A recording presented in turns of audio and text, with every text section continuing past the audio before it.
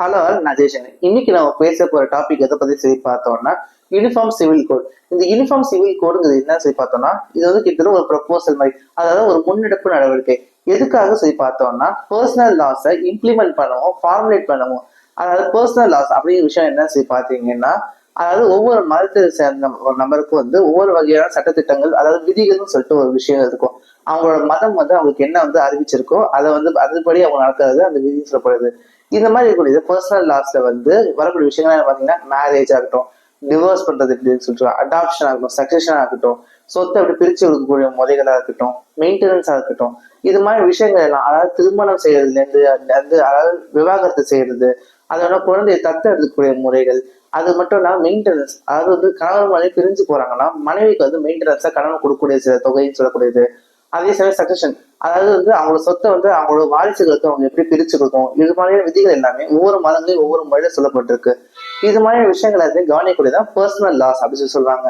இந்த பர்சனல் லாஸை இம்ப்ளிமெண்ட் பண்ணுவோம், ஃபார்முலேட் பண்ணுவோம். அதுவும் பாத்தீங்கன்னா அது எல்லாத்தையும் வெவ்வேறு வகையில இருக்கக்கூடிய எல்லாத்தையும் வந்து சேர்த்து வச்சு ஒரு யூனிஃபார்மான மெத்தட்ல, அதாவது ஒரே சீரமைக்கப்பட்ட ஒரு மெத்தட்ல மாத்துறது தான் இது யூனிஃபார்ம் சிவில் கோடோட நோக்கமே.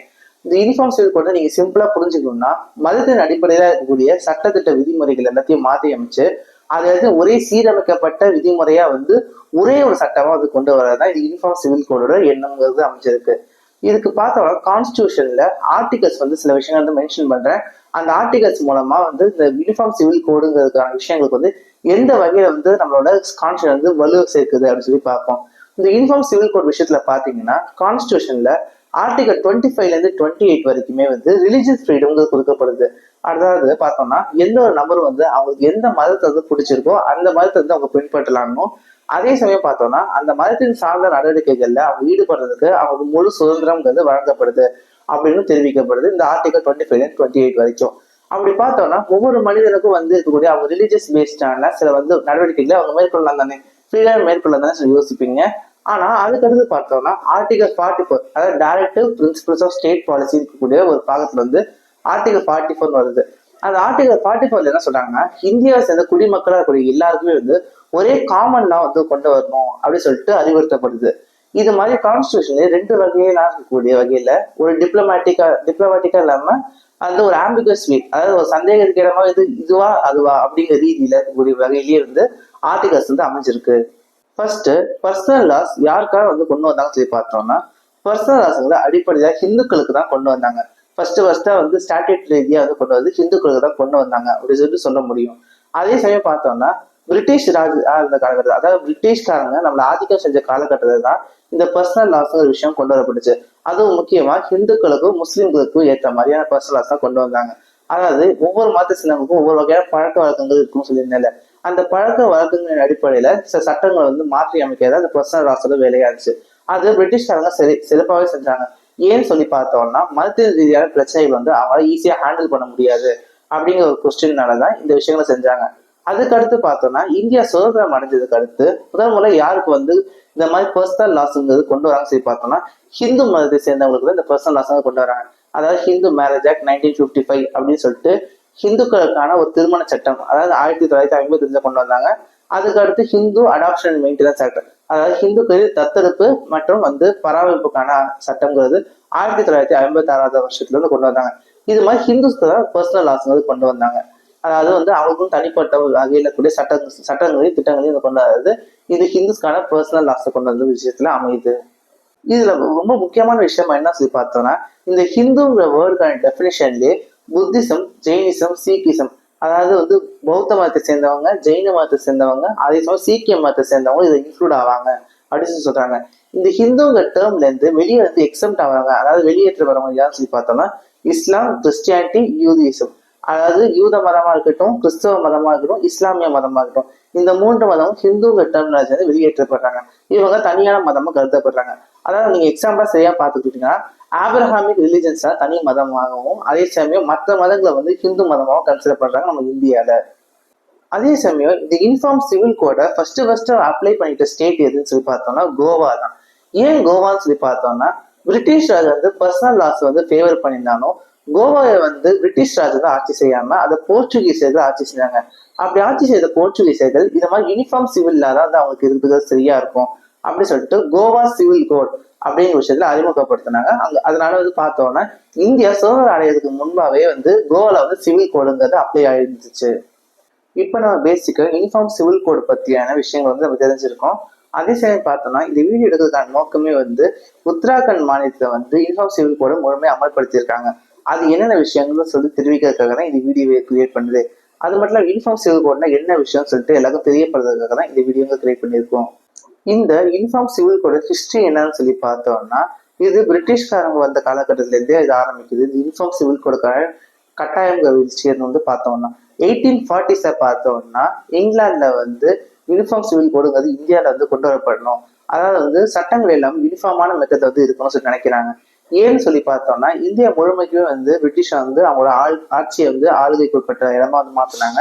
அதே சமயம் பார்த்தோம்னா ஒவ்வொரு இடத்துலயும் ஒவ்வொரு வகையான மக்களுக்கு வெவ்வேறு வகையிலான கம்யூனல் ப்ராக்டிசஸ்ங்கிறது இருந்துட்டு இருந்துச்சு. அந்த ப்ராக்டிசஸ்க்கெல்லாம் பார்க்கும்போது ஒரு கோர்ட்ல கொடுக்கக்கூடிய டிசிஷனும் இன்னொரு கோர்ட்ல கொடுக்கக்கூடிய டிசிஷனும் பார்த்தீங்கன்னா வெவ்வேறு வகையில அமைஞ்சிருந்துச்சு. அதனாலதான் சொல்லி பார்த்தோம்னா ஒரு ஸ்டாண்டர்டைஸ்டான மெத்தட்ல கொண்டு வரணும். அதே சமயம் பார்த்தோம்னா ஒவ்வொரு மதத்தை சேர்ந்தவங்களுக்கும் ஒவ்வொரு வகையான தண்டனைங்கிறது வந்து அந்த காலத்துல வழங்கப்பட்டு இருந்துச்சு. அதாவது யூனிஃபார்மா ஒரே டைப்பா வந்து மாத்தணும் அப்படிங்கிற ஆசையில வந்து இந்தியன் பீனல் கோட் அது மாதிரி சட்டங்கள்லாம் கொண்டு வந்தாங்க 1872. இது மாதிரியான காலகட்டத்துலலாம் வந்து இந்தியக்கான தண்டனை சட்டங்கள் கொண்டு வந்தாங்க. ஆனா ஃபேமிலியில பேஸ்டான மேட்டர்ஸ் பார்த்தோம்னா அதாவது குடும்ப சம்பந்த நல சட்டங்கள் பாத்தீங்கன்னா அதாவது கொண்டு வர முடியுமா சொல்லி பார்த்தா அது மிகப்பெரிய கொஸ்டின் மார்க்கா இருந்துச்சு. ஏன்னு சொல்லி பார்த்தோம்னா ஹிந்துக்களுக்கு வெவ்வேறு வகையான ஃபேமிலி ப்ராக்டிசஸ் இருந்துச்சு, முஸ்லீம்ஸ்க்கு வேற வகையான ஃபேமிலி ப்ராக்டிசஸ் இருந்துச்சு. அதே மாதிரி ஒவ்வொரு மதத்தை சேர்ந்தவங்களுக்கும் வெவ்வேறு வகையில் இருக்கக்கூடிய ப்ராக்டிசஸ் இருந்துச்சு. அந்த ப்ராக்டிசஸ்ல கவர்மெண்ட் இன்டர்ஃபியர் பண்ணா அது தவறான மெத்தடா வந்து அமைஞ்சிரும். அப்படிங்கிற காரணத்தினாலே என்ன பண்றாங்கன்னா அவங்க கஸ்டமரி லா ப்ராக்டிசஸ் வந்து ஏற்ற மாதிரியே அவங்க வந்து ஃபாலோ பண்ணிக்கலாம் அப்படின்னு சொல்லிட்டு அறிவிக்கிறாங்க. அதுக்கடுத்து பார்த்தோம்னா ஃப்ரீடம்கான காலகட்டம் வருது. அதாவது இந்தியாவோட இண்டிபெண்டன்ஸ்க்கு அடுத்து என்ன நடக்கும்னு சொல்லி பார்த்தோம்னா இது மாதிரி வந்து ஒவ்வொரு ரிலிஜனுக்கும் கஸ்டமரி லாவா இருந்துட்டு இருந்தா அதுவும் சரியா வருது. ஏன்னு சொல்லி பார்த்தோம்னா ஹிந்து ரிலிஜன் சொல்லி பார்த்தாலே ஒவ்வொரு வகையான சமயத்தை சேர்ந்தவங்களுக்கும் ஒவ்வொரு வகையான ப்ராக்டிசஸ்ங்கிறது அமைஞ்சிருக்கு. அதே சமயம் பார்த்தோம்னா சாதிய கட்டுகளுக்குள்ள அகப்பட்டிருக்கூடிய இந்து ரிலிஜன்ங்கிறது வெவ்வேறு வகையான ப்ராக்டிசஸ் தன்னோட சாதிய அமைப்பு ரீதி வகையிலையும் வந்து வெவ்வேறு வகை எக்ஸசைஸ் பண்ணிட்டு இருந்துச்சு அப்படின்னு சொல்ல முடியுது. இப்ப எக்ஸாம்பிள் பார்த்தோம்னா பொதுவான வகையில ஹிந்துக்களுக்கு வந்து பார்த்தோம்னா விடோ ரீமேரேஜ் அதாவது விதவை மறுமணம்ங்கிறது வந்து செல்லுபடி ஆகாத நிலையில இருந்துச்சு கஸ்டமர் லாவா. ஆனா பார்த்தோம்னா ஒரு குறிப்பிட்ட சாதிய வகுப்பினர் பார்த்தோம்னா விடோ ரீமேரேஜ்ங்கிறது செஞ்சுக்கலாம் அப்படி சொல்லிட்டு ஒரு விஷயத்த கொண்டு வராங்க. அதே மாதிரி விஷயத்த பார்த்தோம்னா என்ன ஆகுதுன்னா அதாவது விடோஸ்க்கு வந்து நிலமோ சொத்தோ கொடுக்கப்படக்கூடாது அப்படிங்கிற விஷயம் கொண்டு வராங்க. ஆனா பார்த்தோம்னா சில கம்யூனிட்டிஸ்குள்ள வந்து விடோஸ்க்கும் சில வகையான வந்து குறிப்பிட்ட அளவு நிலப்பகுதி வந்து அவங்களுக்கு வந்து கொடுக்கலாம், அதாவது சக்சஷன்லாம் கொடுக்கலாம்னு சொல்லிட்டு ஒரு விஷயமும் கொடுக்கப்பட்டுச்சு. அதே சமயம் பார்த்தோம்னா வெவ்வேறு வகையில பார்த்தோம்னா அவங்க கஸ்டமர் ப்ராக்டிசஸா அவங்க நிலத்தை வந்து ஈடுபடுத்தக்கூடிய விஷயமா இருக்கட்டும், அதே சமயம் கண்ணும் கொடுக்கல் வாங்கக்கூடிய விஷயமா இருக்கட்டும், இதெல்லாம் கூட வந்து வெவ்வேறு வகையான ப்ராக்டிசஸ்ங்கிறது ஈடுபட்டு தான் இருந்துச்சு. இது மாதிரி விஷயங்கள்ல பல சேஞ்சஸ்ங்கிறது இருந்துச்சு. அதே சமயம் பார்த்தோம்னா இஸ்லாமியர்களுக்கு வந்து பார்த்தோம்னா 1937 வந்து அவங்களுக்கு ஏற்ற மாதிரி அவங்களோட ஷரிய லா படி அவங்க வந்து தங்க வந்து கட்டமைச்சுக்கிறதுக்கான அனுமதிங்கிறது கவர்மெண்ட் வழங்குது.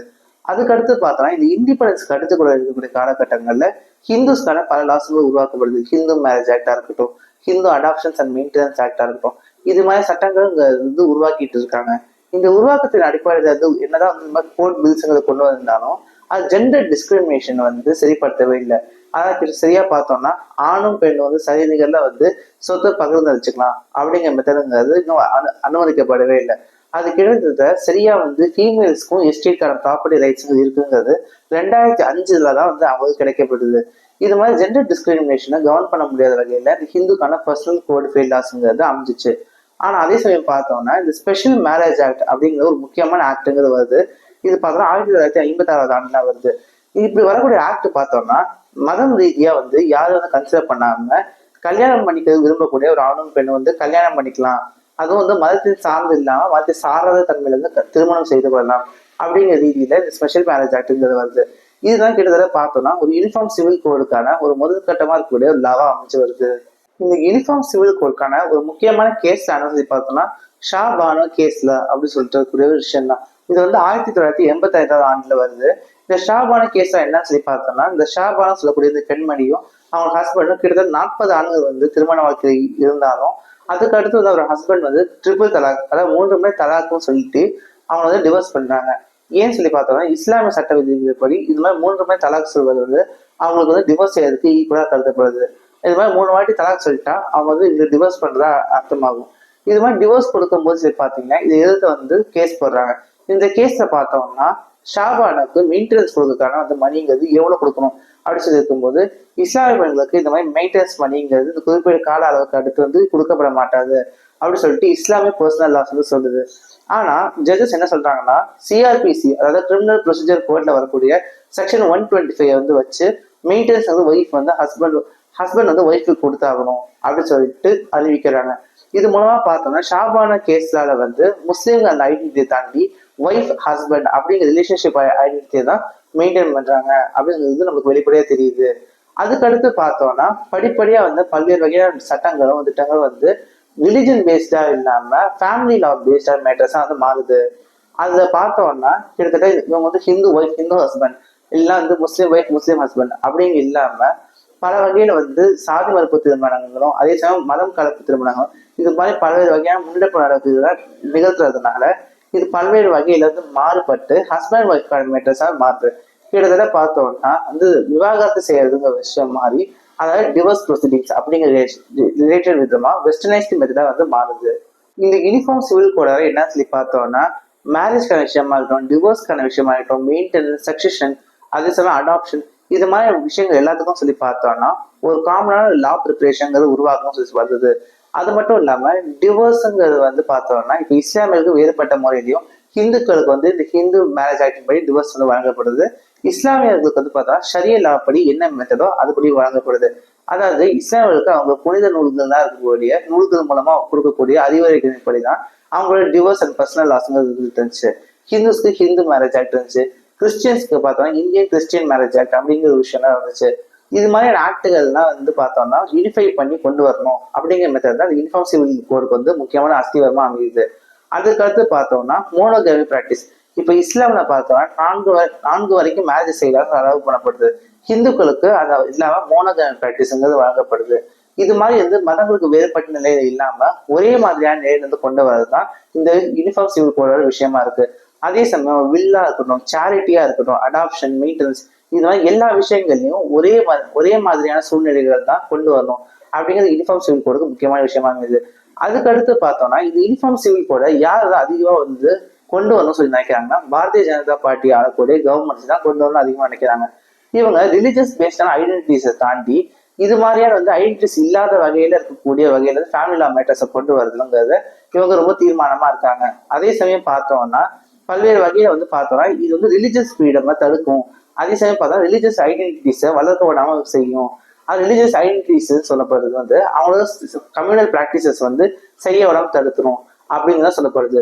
இது மாதிரி விஷயங்கள் வந்து நெகட்டிவாகவும் இருக்கு கிரிட்டிசிசம்ஸும் அவங்க மாதிரி வைக்கப்படுது. அதே சமயம் பார்த்தோம்னா ரிலிஜன்ஸ்க்கு வந்து அவங்களோட அடிப்படையா இருக்கக்கூடிய அவங்களோட பர்சனல் லாஸை வந்து அவங்க ஃபாலோ பண்ண தவறு இல்லை அப்படிங்கிற ரீதியில் சொல்லப்படுது. இது வந்து கிரிட்டிசிசம்ஸா வந்து யூனிஃபார்ம் சிவில் கோடுக்கு வைக்கப்படுது. யூனிஃபார்ம் சிவில் கோடு வந்து பார்த்தோம்னா வேற்றுமையில் ஒற்றுமை அப்படிங்கிற நிலையில கூடிய இந்தியால இந்த யூனிஃபார்ம் சிவில் கோடுங்கிற ஒரு தேவையில்லாத விஷயம் அப்படிங்கிறது சொல்லப்படுது. ஆனா இந்த யூனிஃபார்ம் சிவில் கோடுங்க எக்ஸசைஸ் பண்ணா பல்வேறு வகை நன்மைகளும் பயக்கும் அப்படின்னு சொல்லிட்டு சில அரசியல்வாதிகளும் சொல்லிட்டு தான் இருக்காங்க. அரசியல்வாதிகளும் சொல்றாங்க ஆய்வாளர்களும் சொல்றாங்க யூனிஃபார்ம் சிவில் கோடுங்கிறது நல்லதும் செய்யும் அப்படின்னு சொல்லி சொல்றாங்க. ஆனா நல்லது செய்தா கெட்டது செய்தாலும் சொல்லி பார்க்கும்போது இது நல்லதும் சரி கெட்டது செய்யுது ரெண்டுமே கலந்த வகையில தான் செய்யுது அப்படிங்கிறது நிதர்சனமான உண்மையா அமைஞ்சிருக்கு. பாரதிய ஜனதா பார்ட்டி அவங்களுடைய 2024 இருக்கக்கூடிய எலெக்ஷன் கேம்பெயின்ல வந்து அவங்களோட மேனிஃபெஸ்டோல வந்து யூனிஃபார்ம் சிவில் கோடை வந்து அப்ளை செய்வோம் அதாவது இம்ப்ளிமெண்ட் பண்ணி கொண்டு வருவோம் சொல்லி அறிவிச்சிருந்தாங்க. ஆனா அவங்க 2/3 மெஜாரிட்டிங்கிறது பார்லிமெண்ட் இல்லாத சூழ்நிலையால அவங்களால முழுமையா வந்து இது கொண்டு வர முடியாத சூழ்நிலை இருக்காங்க. அதே சமயம் பார்த்தோம்னா அவங்களுக்கு ஆப்போசிஷனா கூடிய இந்தியா அலையன்ஸ் அப்படின்னு சொல்லக்கூடிய அலையன்ஸை சேர்ந்தவங்க பார்த்தோம்னா இது ரொம்ப ஸ்ட்ராங்காவே வந்து எதிர்க்கிறாங்க. ஏன்னு சொல்லி பார்க்குறோம்னா ரிலிஜியஸ் பேஸ்டான ஃப்ரீடம்ங்கிறது தடுக்கப்படும் அப்படிங்கிற ரீதியில தடுத்துட்டு இருக்காங்க. அதே சமயம் பார்த்தோம்னா இது மாதிரி விஷயங்கள் வந்து அப்ளை பண்ணக்காக உத்தராகண்ட் 2024 பிப்ரவரி மாசமே இந்த பில் அனௌன்ஸ் பண்ணாங்க. அவங்களோட லெஜிஸ்லேச்சர்ல அதாவது சட்டப்பேரவையில கொண்டு வந்தாங்க. அந்த சட்டப்பேரவை கொண்டு வந்து இன்னைக்கு அதை அமல்படுத்தியிருக்காங்க. அதாவது இன்னைக்கு சொல்லி பார்த்தோம்னா 27 ஜனவரி 2025 அதை அமல்படுத்தியிருக்காங்க. உத்தராகண்ட்ல கொண்டு வரக்கூடிய யூனிஃபார்ம் சிவில் கோட் பார்த்தோம்னா 2024 கொண்டு வரப்பட்டது அமைஞ்சிருக்கு. அதே சமயம் பார்த்தோம்னா இது என்னென்ன முக்கியமான விஷயங்கள் சொல்றாங்கன்னு சொல்லிட்டு நான் வந்து வரிசையா சொல்றேன். இதுல பார்த்தோம்னா ஜாதி மதம் இனம் மற்றும் வந்து பாலினம் இது சாராத வகையில தான் இந்த சட்டம் வந்து அமைஞ்சிருக்கு. அதே சமயம் பார்த்தோம்னா திருமணங்கள் எல்லாத்தையும் வந்து ரிஜிஸ்டர் செய்யணும் அப்படிங்கிறது எல்லா மதங்களுக்கும் வந்து அப்ளை செஞ்சிருக்காங்க. அது மட்டும் இல்லாம குறைஞ்சபட்ச வயது வரம்பு நிலையா 18 வயதையும் 21 வயதையும் பெண்ணுக்கும் ஆணுக்கும் அறிவிச்சிருக்காங்க. அதே சமயம் பார்த்தோம்னா லிவ் இன் ரிலேஷன்ஷிப் இது மாதிரியான விஷயங்கள் ரிஜிஸ்டர் செய்யப்படும் அப்படிங்கிற விஷயத்தையும் அறிவிச்சிருக்காங்க. அதே சமயம் பார்த்தோம்னா ப்ராப்பர்ட்டியில ஆணுக்கும் பெண்ணுக்கும் சரிவிகித ஷேருங்கிறது தான் கொடுக்கப்படணும் அப்படிங்கிறத அறிவிச்சிருக்காங்க. இது மூலமா ஜெண்டர் டிஸ்கிரிமினேஷனுங்கிறது இல்லாம போகுது அப்படின்னு சொல்லிட்டு உத்தராகண்டோட சீஃப் மினிஸ்டர் தெரிவிச்சிருக்காரு. அதே சமயம் பார்த்தோம்னா மேரேஜஸ் எல்லாத்தையும் ரிஜிஸ்டர் பண்ணணும்னு சொல்றதுனால அதாவது திருமணங்கள் மறைக்கப்பட்ட திருமணங்கள் எல்லாமே இல்லாம போகும் அப்படிங்கிற விஷயத்தையும் அறிவிச்சிருக்காரு. அதே சமயம் பார்த்தோம்னா ஷெட்யூல் ட்ரைப்ஸ்க்கு இது விலக்கு அளிக்கப்படுது சொல்றாங்க. ஏன்னு சொல்லி பார்த்தோம்னா ஷெட்யூல் ட்ரைப்ஸ் அதாவது பழங்குடி சமூகத்தை சேர்ந்தவங்களுக்கு பார்த்தோம்னா அவங்களுக்கும் தனியா இண்டிஜினியஸ் பிராக்டிசஸ்ங்கிறது இருக்கும். அது இந்த பர்சனல் லாஸ்க்கு அகப்படாத நிலைமையில இருக்கிற பிராக்டிசஸ் அமைஞ்சிருக்கிறதுனால அவங்கள இதுல இருந்து விலக்கு அளிக்கப்படுது அப்படின்னு சொல்லிட்டு அறிவிச்சிருக்காங்க. அதே சமயம் மதங்கள் சாராத வகையில சொத்துக்களை பகிர்ந்தளிக்கக்கூடிய விதிகளும் பார்த்தோம்னா இப்ப இஸ்லாம்ல பார்த்தோம்னா அவங்களுக்கு சொத்து பகிர்ந்தளிப்புக்கான விதிங்கிறது வேற வகையான அமைஞ்சிருக்கும். ஹிந்துக்களுக்கு அது வேற மாதிரி அமைஞ்சிருந்துச்சா அது இப்ப யூனிஃபார்ம் சிவில் கோட்ல ஒன்னா மாத்திருக்காங்க. இது மூலமா ஈக்குவலான ஷேர்ஸ் தான் எல்லாருக்குள்ளயும் பிரிச்சளிக்கப்படணும் அப்படின்னு சொல்லி அறிவிச்சிருக்காங்க. அதோட பாலிகேமியை ப்ராஹிபிட் பண்ணிட்டாங்க. அதாவது பல திருமணங்கள் செய்யக்கூடிய நிலையை மாற்றி அமைச்சு ஒருத்தனுக்கு ஒருத்தி அப்படிங்கிற ரீதியில ஒரு திருமணம் மட்டும் செய்யக்கூடிய விதியை அறிவிச்சிருக்காங்க. இது மாதிரியான விஷயங்கள் உத்தராகண்டக்கூடிய யூனிஃபார்ம் சிவில் கோட் அறிவிக்கப்பட்டதுல அமைஞ்சிருக்கு.